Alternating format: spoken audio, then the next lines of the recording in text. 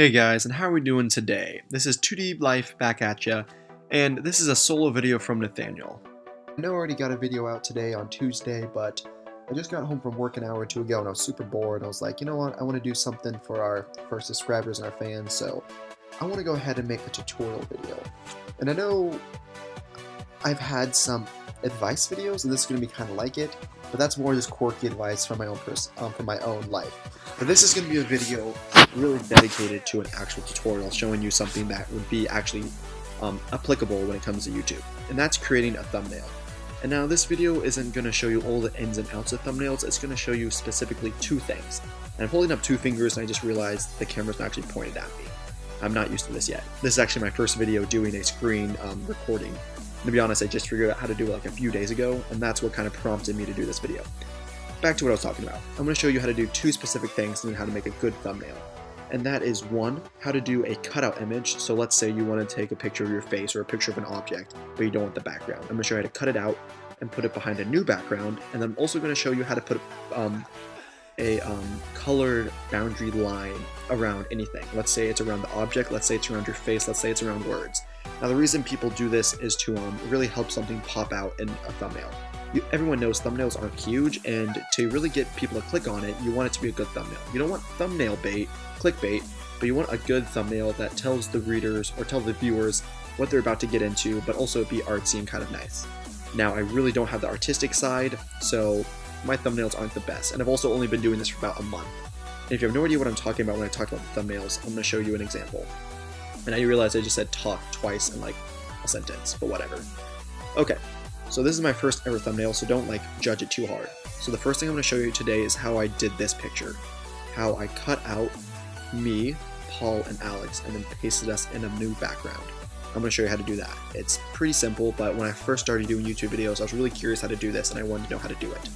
And the second thing I'm going to show you, I think the only example I have is with Rick. Right here is how I did a colored boundary around Rick. And again, if like we zoom in, you can obviously see it's not like perfect by any means, but a thumbnail is not this big. It's not taking up the majority of your screen. So when it's smaller like that, it doesn't matter. But also I will show you how to do it neater than I did in this picture. I remember when I made this thumbnail, I was kind of in a hurry to get to work. But so yes, those are the two things I'm going to show you. And let's just basically get started. So the first thing you need is the software. Now don't freak out. It is not on any computer. It doesn't come pre-programmed, but it is completely free. No hidden fees or anything like that. You just download it, open it, you're ready to go. So go over to your web browser, whatever you like to use. I love me some Chrome. You're gonna type in Gimp. Now, any YouTuber or like artsy person, Photoshop person will know what Gimp is. It's basically like the free Photoshop.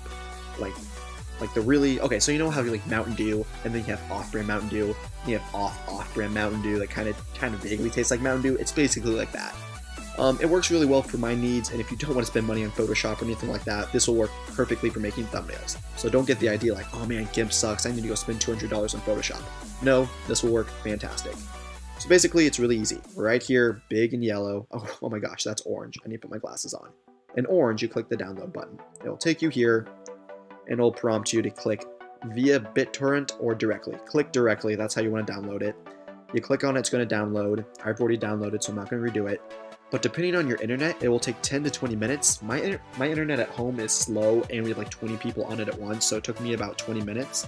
But if you have decent internet, you're gonna get it done in like 10 to 15 minutes. So once it downloads, it's obviously gonna be in your downloads file. Pull it onto your desktop, and it's gonna look like this. Gimp, and then the latest version. Kind of looks like what a flash drive looks like when you plug it into your computer. Open it up, and then you'll have the Gimp icon. You can either save it to your desktop, or you can save it down here on your toolbox thing. So once you have it saved, you're going to open it. And FYI, it does take like a minute and a half to open, but I'm just assuming because it's a bigger software.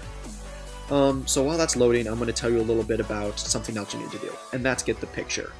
So basically, you can use a picture from Photoshop. Not Photoshop, sorry. Photo Booth, that's what I did. I just took this the other day. Look how handsome I am. Look at that mole. Or, you know, if you have a specific photo that you need for a thumbnail that you took a while ago, you know, you can upload that from an SD card or from your phone. Or let's say you want to do a review on pizza, and you just need a picture of a piece of pizza, and you don't want to, like, you know, go out and buy a pizza. Just go to, oh my gosh, why did I type in review? Sorry, I'm getting a little sidetracked. Just type in pizza, Go find yourself a good piece of pizza. Dang, I'm getting hungry for pizza now, even though I had McDonald's. Now let's just say, let's take this picture for example. Let's say you want to use this piece of pizza, but you don't want all this crap in the background. That's what I'm going to be showing you how to do. So you have three choices. You can either, 1, grab a picture from online, 2, take a picture on your computer, or 3, upload an old picture. Okay, that's simple. Now that Gimp has finally opened up, as you can see, there's no tools, there's no layers, there's no canvas, it's just this blank screen with that creepy dog in the background. What you're going to do is go to File and go to Open. Alright? And now this is going to open the picture that you have saved. Okay, so mine is on my desktop, and it's this guy right here, as you see my face. Open. Now before we go any further, I want to talk about dimensions. When I first started doing this, I freaked out about dimensions, and I was like, oh man, I need to make sure my dimensions are exactly what YouTube says. That's not specifically true. As long as your dimensions aren't extremely small, like 320 by 100, or huge, like 3000 or something, you're gonna be fine. I would try and get it above 700 and keep it below 2000. So if you want to look, if you're kind of questioning what your dimensions are, it's right here. Mine's 180 by 720, that's really good for YouTube. And that's just a standard picture on Photo Booth. If you really are trying to get a specific dimension, you can go to File, New, and then you can set your dimensions. And basically what that will do, it'll give you a blank canvas with dimensions, and if you go to upload a photo, and the photo's way too big, then you're kind of screwed. You can't use part of that photo. So that's why I like to just open a photo and let it set its own dimensions. But if you're set on using specific dimensions, go to File, Create New, set your dimensions, and then upload your photo that way. But today I'm just going to show you how I do it. So now that I have my photo here, I'm going to talk you through another thing that I found difficult with Gimp. And basically when you download it, the toolbox and the layers will not pop up when you open it. And I spent like half an hour trying to find out how to open these. It took forever. Basically you have two options. Clearly one is superior, but I'll show you both. I don't know why. Go to Windows, go to New Toolbox. Boom, you got Toolbox, drag over here. Windows, recently closed. Nope, Windows, recently closed. Oh my gosh. This is why I hate this method. There we go, layers. Okay, now you have your layers, now you have your toolbox. And if you want to open it up, that's fine that way. But the crux is, every time you click on your canvas or any of this gray material, boom, they go behind your tab. Because basically how Gimp functions is your canvas is one tab, your toolbox is one tab, and your layers is a tab. As you can see, you can X out, you can minimize, you can enlarge it. Just like that. They're all their own tabs. So like anytime you have two Chrome tabs open, and you click on one, it's gonna like come up above the other one, it's gonna shove the other one in the background. So that's why when you click on anywhere on this canvas, the other two tabs get shoved into the background. So if you only had to open up your Windows or your Layers tab once, it wouldn't be a problem going to Windows. But since you have to open them every time you click on this canvas, you're gonna wanna use the shortcut. And the shortcut is Command B, Tools, Command L, Layers. Obviously L stands for layers, B, I don't know why it's that way. I'm assuming Command T does something else, so that's why it can't be Command T. But anyways, again, Command B will bring up your layers, and Command B will bring up your tools, and Command L will bring up your layers. Now that we have all that out of the way, let's actually get started to cutting my beautiful face out of this background. The first thing you need to do is select the tool, and let's zoom on in over here. And it's this lasso looking thing, you know, the noose, and that kind of got dark. It's called a free select tool. You're gonna click on it, oops, and then you're going to use it to pretty much make a kind of, it's basically like you're cutting it out. Let's say this picture was like in real life, it's a physical picture. This tool is letting us use scissors to cut out my face. So I'm a visionary learner, so let's just talk it through this way. Let's say this photo right here is a physical photo, and the tool we've just selected is going to allow us to trace over my body and cut it out. So if you have scissors, obviously you're going to trace as close as you can to the thing you want cut out. Otherwise you're going to have chunks of white in there, and you don't want that.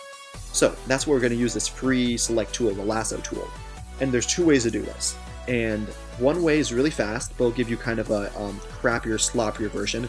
And the second way is really clean and crisp, but it takes a little longer.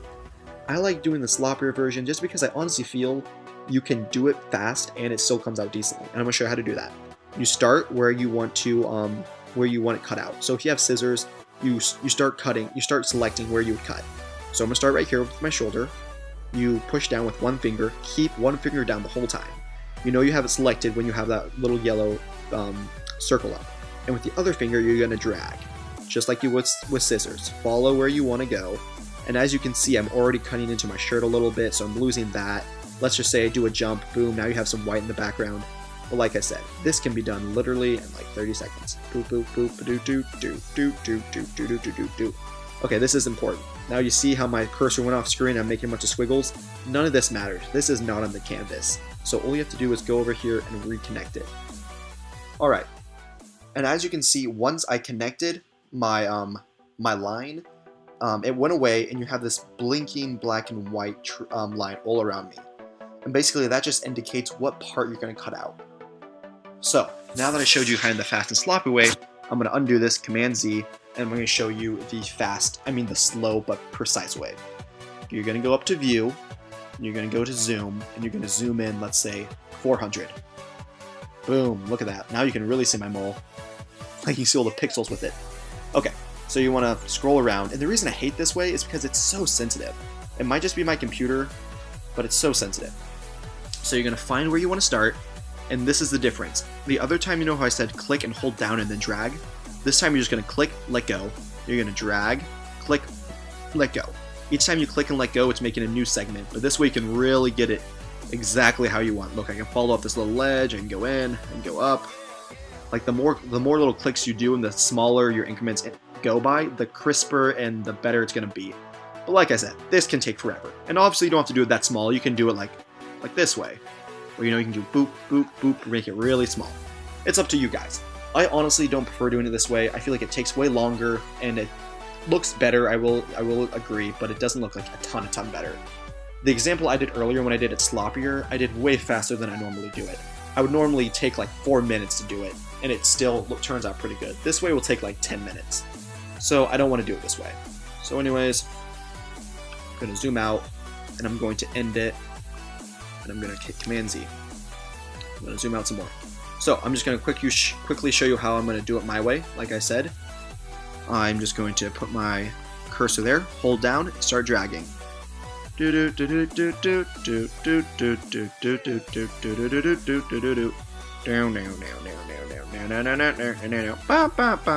me, your Mario.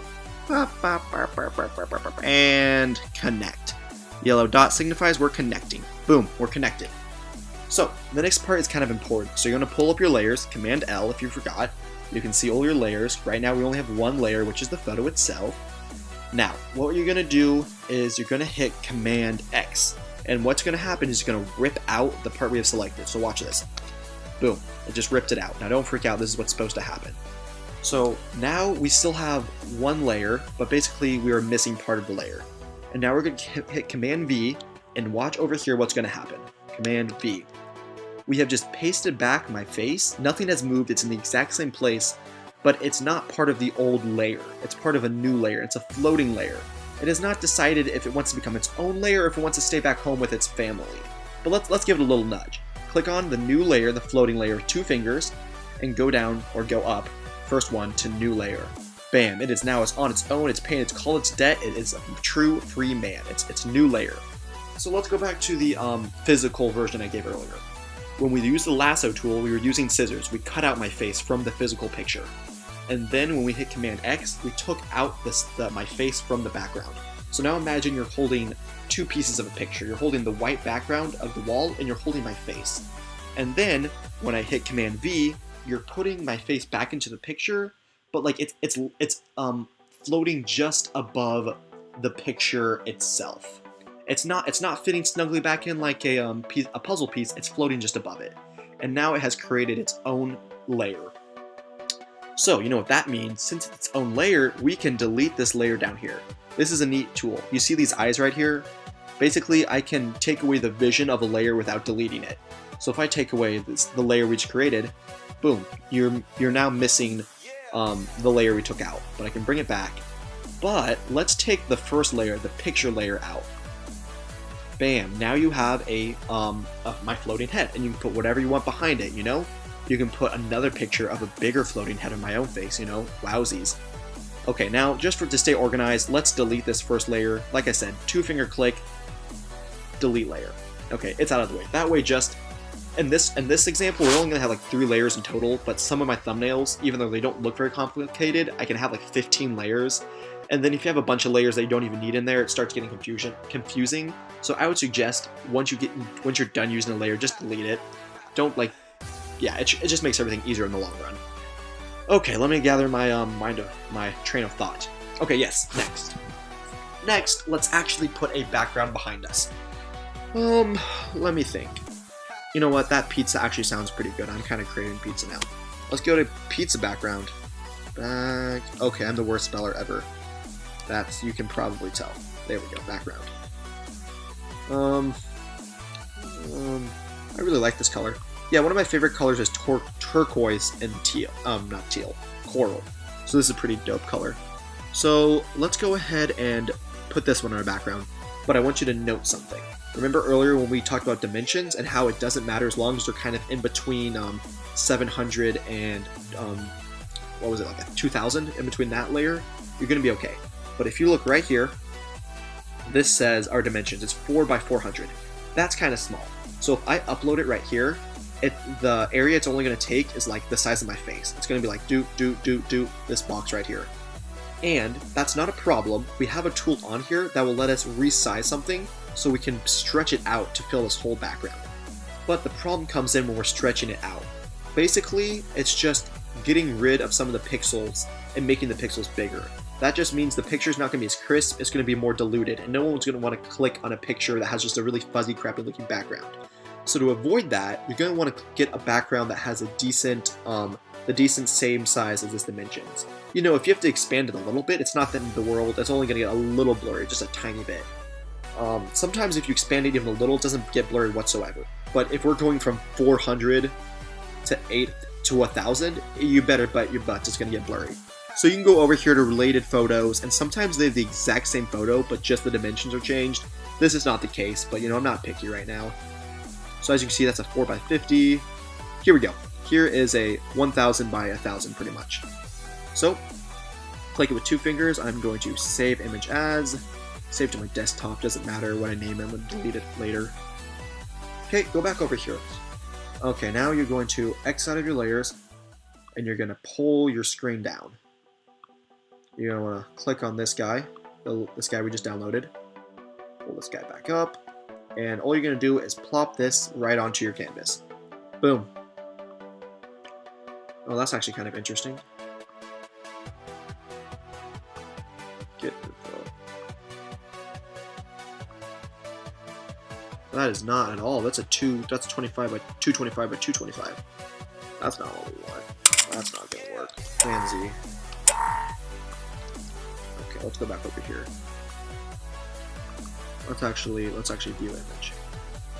There we go. Now let's save image. Save image. Okay, let's try this again. But this time, let's make sure my dimensions are actually good. Get info. Nope, this is the small one. This is going to be the big one. Get info. There we go. That's what we want. 124 by 124. But now you have an example of what I meant. The last picture we just uploaded was a 2 by 25, and you saw how little area that took. Now imagine if we took that little square and we just expanded it. Yeah, it's going to fill the square, but everything's going to get really pixelated and it's going to look like garbage. So, now that you have an example, which I totally meant to do on purpose, let's do the real thing. Let's pull this picture up here. Much better. Now you see it already took up like 95% of the area we wanted to take up. But now it doesn't take up this edge, and our little layer we had beforehand is behind us, behind the pizza layer. So let's bring up layers. Oops, he's all small now. Put her up here. Drag her down. Okay. Note, layers are very finicky. If you're working with a tool, let's just say, let's go back to the lasso tool. If you're working with a tool and you have the wrong layer selected, you're only working on that layer. So let's say I want to recrop my face and I want to cut off, let's say I want to cut out one of my eyes. I don't know why in the world I want to do that, kind of sounds something anime-like, but let's say I want to do that. If I go to do it and then I start working on this, I'm only cutting out the pizza layer. I'm not even touching this layer. So make sure you have over here the layer you want selected. And you can tell you selected it by it's highlighted in blue. And now as you can see it's selected by this yellow black dotted line, but you can't see it. And the reason why is because it's hidden by the pizza layer. So we're going to go over here and we're going to move it up. Boom, now my head layer is on top of my pizza layer. It's the same as the whole picture idea I gave earlier. If you had a big picture of a pizza, and then you put that on top of a little picture of my face, obviously you can't see my face. But if you flip it around and put the little picture of my face on top of the pizza, you can see my face on top of a pizza picture. Pizza picture, say that 10 times fast. Okay, now let's get into this. We want to resize the pizza layer, so click on the pizza layer, and then you're going to go to this tool over here. It's the little small square to a big square called Scale tool. Click on it, and then click on this, and then what we're going to do is make it smaller, make its height smaller but its width larger, or just make its width larger and keep the height, doesn't really matter, because like I said, once you get out here in the gray area, once you have it finalized and downloaded, it's not going to show any of this crap up here. It's just going to show you the canvas, the 180 by 720. See, it all just got cut out. The pizza layer still technically is this big, this yellow dashed line, but since it isn't in this canvas right here, it's getting cut out. We don't give a crap about it.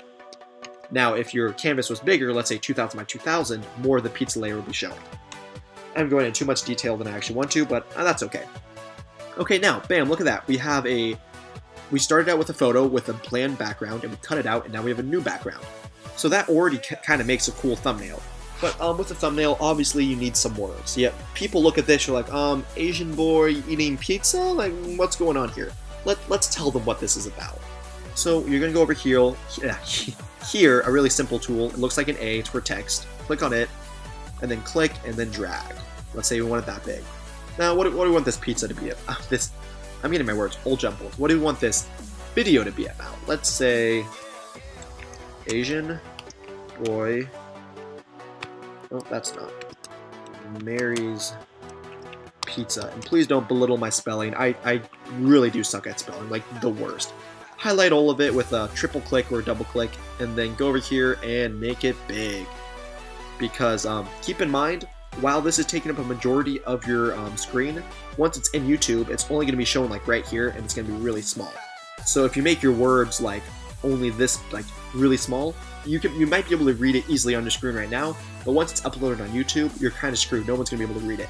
So you're going to want to make it nice and bold. And if you can't see all your words, that's because you have to expand your box.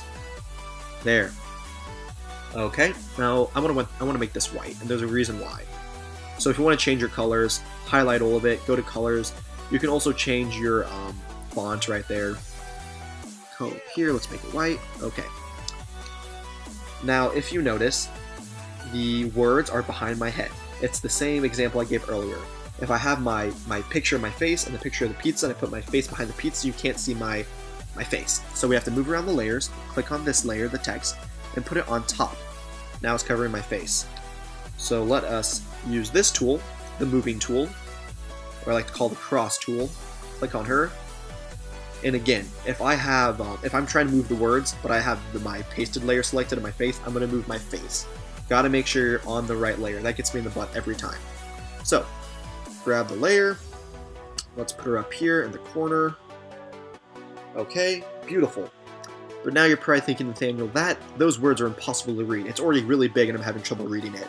How in the world are you going to read it when it's smaller? Well, that brings us into the last thing I want to show you. And that's how you put a boundary around either an image or words. You can even put a boundary around this big box, but that would be kind of pointless. But anyways, you're going to put a thin or thick layer of color around something. And that really helps it to pop out. And like I said earlier, I'm not very artistic, so my color schemes don't match very well, but for you guys out there that are good with arts and colors and matching things, like your clothing, because I cannot match my clothing to save my life, you can make your thumbnails really pop out and really grab people's attention. So, I'm going to show you how to do this. Hit Command L, and again, it's really all about the layers. The layers are the most essential part to making any thumbnail. So let's start with my face. Let's put a layer of color around my face, just like had a color of red around Rick. So this time you're going to click it with 2 fingers, just like how we made a new layer and how we deleted a layer earlier. But this time we're going all the way to the bottom to alpha to selection. Click it. And now watch the boundary of my face. Watch what happens. Did you see that? Did you notice how that black and white kind of moving line reappeared?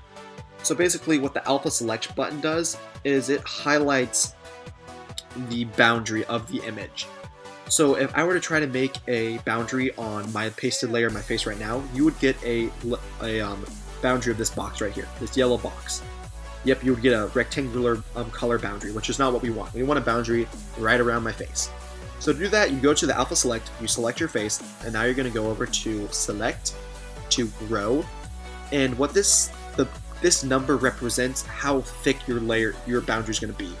So let's say you want it to be decently small, I use 8 or 9, and then it'll just give you a thin layer running around your face. But if you want it to be really thick, really prevalent, you can go up to like 15. So for this time, let's just use 8. That's 8 or 9 is my default function. So hit OK, and now again, watch this line, right? Watch this boundary, watch what happens. It grew. Let's zoom in. Let's look what's happening. So earlier it was right here. It was flush with the picture, but now it just grew out 8, whatever. I don't know what they're using, maybe pixels. It grew out 8 of those. So now the boundary of color is going to be between in this dashing line and my hair. That's where the boundary of light's going to be of color. So let's pull up my toolbox. If you forgot, it was Command B, and you're gonna pick your color down here. The reason they have 2 different colors is because you can have a gradient. So basically, I can make these words like a blue and a purple, and they're like blended together. But for all intents and purposes, we're gonna stick to one color, and the one color that comes first is the one on top, so black. Click on it. Let's do red. Red's always a solid color to use. So now anything we color is gonna be red. Go to your toolbox, not your toolbox, your bucket. This guy literally looks like a bucket. Click on it, and now be very careful. If you click out here, I'll show you what.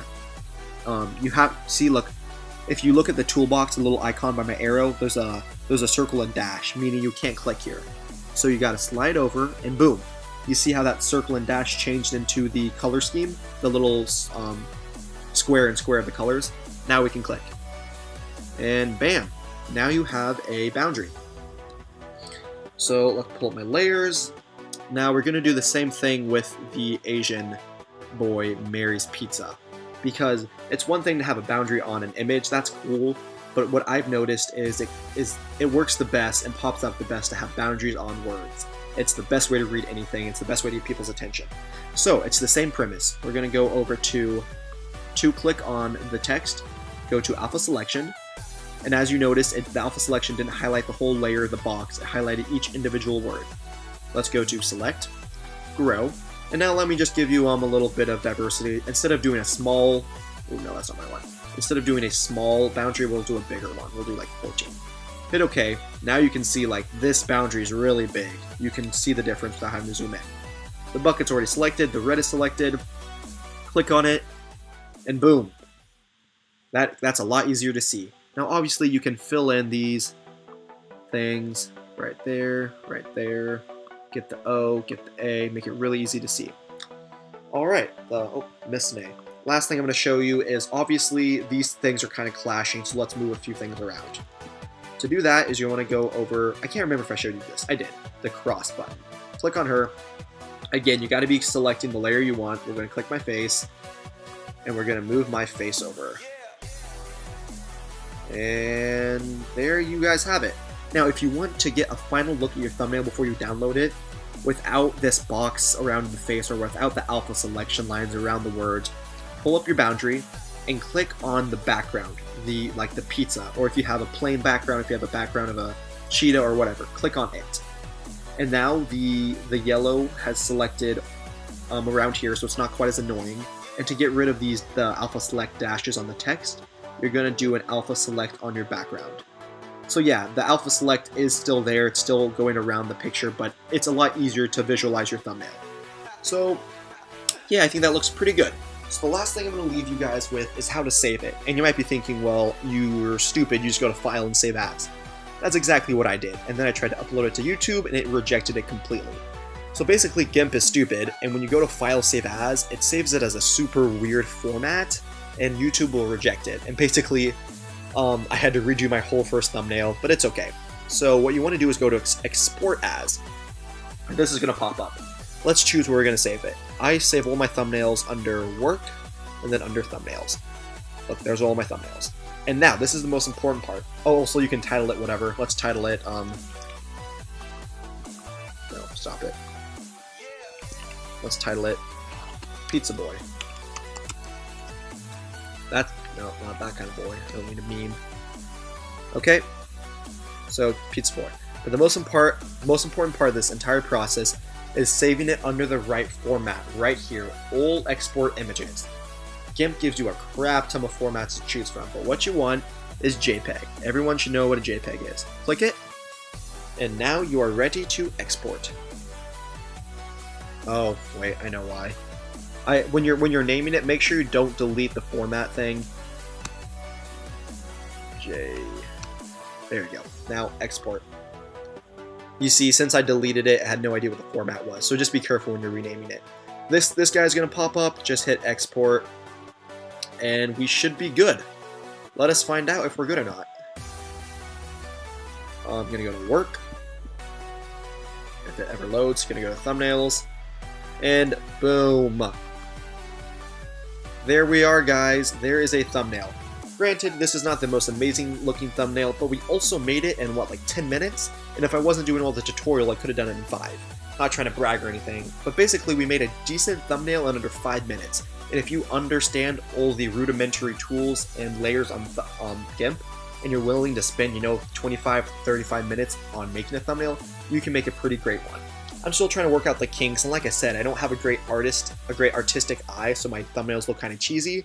But if you have a good artistic eye and a rudimentary idea of how Gimp works, you can make some awesome thumbnails for completely free, totally free. Alright guys, that's all I wanted to show you, and if you found this video at all helpful, like and subscribe and comment down below.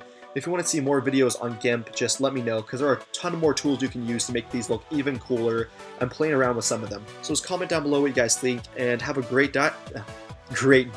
No, don't die. Have a great day. Love you all.